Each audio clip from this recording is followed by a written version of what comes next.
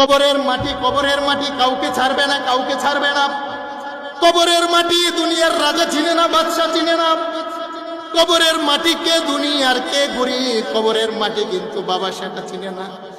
পৃথিবীর বড় বড় রাজা বাদশা ছিল যারা স্বর্ণের চামচ দিয়ে সকাল সন্ধ্যা খাবার খেত, যারা গোলাপ জলের পানি দিয়ে বাবা সকাল বেলা গোসল করত, যাদের আশেপাশে হাজার হাজার সওয়ারি ছিল বাবা।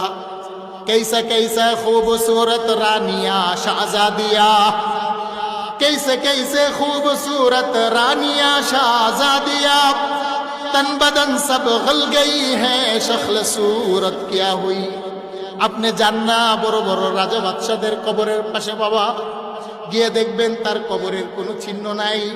তার কবর খনন করে দেখবেন কাফনের কাপড়ের কোনো অস্তিত্ব নাই।